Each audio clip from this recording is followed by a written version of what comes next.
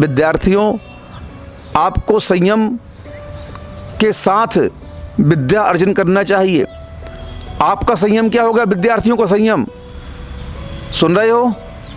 विद्यार्थियों का संयम क्या होगा कि विद्यार्थी जीवन में तुम्हें संसार के लौकिक आकर्षण से बचना है।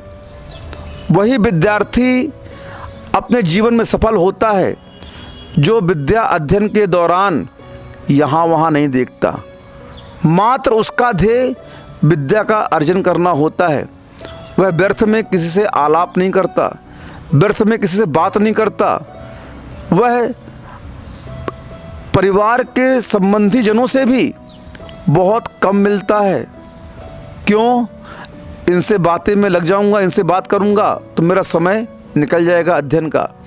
वह व्यर्थ में दोस्ती नहीं करता, व्यर्थ में समय को बर्बाद नहीं करता। वह जानता है इस जीवन में समय की कितनी कीमत है और पूरा समय वह कहाँ लगा देता है? उस विद्या के अर्जन में लगा देता है।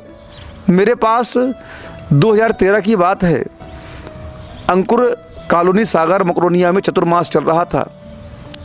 एक लड़का था, उसने आईआईटी का एग्ज़ाम दिया विदाउट कोचिंग। बच्चों सुनो ध्यान से। और उसने फर्स्ट अटेम्प्ट में आईआईटी का एग्ज़ाम क्रॉस करके आईआईटी कर ली। आईआईटी करने के बाद में उसने गेट का एग्ज़ाम दिया। फर्स्ट अटेम्प्ट में उसने गेट का एग्ज़ाम क्रॉस करके एमई कर लिया। और गेट एमई करने के बाद में उसने आईएएस की तैयारी की। सुन रहे बच्चों? आईएएस की तैयारी की। आईएएस की तैयारी में फर्स्ट अटेम्प्ट में उसने असिस्टेंट इनकम टैक्स कमिश्नर की पोस्ट प्राप्त कर ली।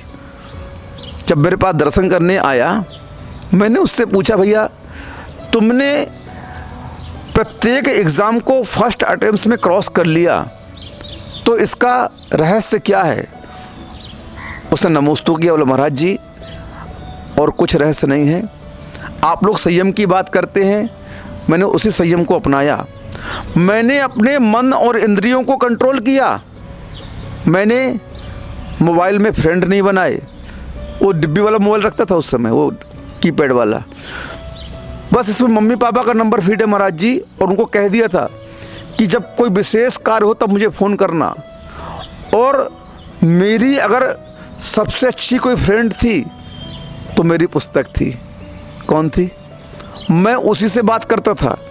मैं एक लक्ष्य को लेकर चला और उस लक्ष्य को लेकर उसके जो साधन थे मैंने उस साधनों को अपनाया। उसी में अपना मन, अपना समय, अपना उपयोग लगाया और मुझे कहीं भी दिक्कत नहीं हुई। क्योंकि जब मन और उपयोग भटकता है तो वह हमें सफलता से बहुत दूर ले जाता है। और मन और उपयोग को अगर एक जगह लगा दे जो हमारा लक्ष्य है तो सफलता तुम्हारे कदम चूमेगी। उस व्यक्ति ने कितना अच्छा रहस्य बताया कि देखो महाराज, हमने उस संयम को अपनाया, संसार के जितने आकर्षण से मैं दूर रहा, अब मेरे पास में सब कुछ है। अब दोस्ती भी कर लो, फ्रेंडशिप भी कर लो, शादी भी हो गई, सब कुछ हो गया महाराज, कोई कमी नहीं है। लेकिन इस पोजीशन पर पहुंचने के लिए, इस ऊंचाई पर पहुंचने के लिए मुझे मन और इंद्रिय का संयम रखना पड़ा और तभी मुझे सफलता मिली। जब संसार की सफलता इंद्रिय और मन को कंट्रोल करने से मिलती है तो मोक्ष मार्ग का तो यह मूल आधार है। हमारे यहाँ 2 प्रकार का संयम कहा है, इंद्रिय संयम और प्राणी संयम। पहले अपनी इंद्रियों को कंट्रोल करो, उसके बाद प्राणी संयम तो अपने आप हो ही जाएगा। 5 इंद्रियों को और मन को बस करने वाला ही जितेंद्रिय बनता है और यह कार्य संयम के बिना हो ही नहीं सकता है।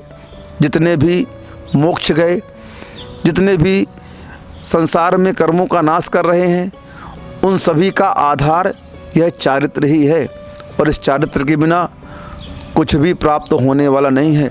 सरकारी नौकरी में आप लोग जब फॉर्म भरते हो तो उसमें एक कॉलम रहता है। स्कूलों में जब आपका एडमिशन होता है तो उसमें एक कॉलम रहता है जिसको आप कैरेक्टर सर्टिफिकेट बोलते हो। क्या बोलते हो? कैरेक्टर सर्टिफिकेट के बिना आपका कहीं भी एडमिशन नहीं है। हर जगह आपका चारित्र प्रमाण पत्र देखा जाता है कि आपका चारित्र कैसा है।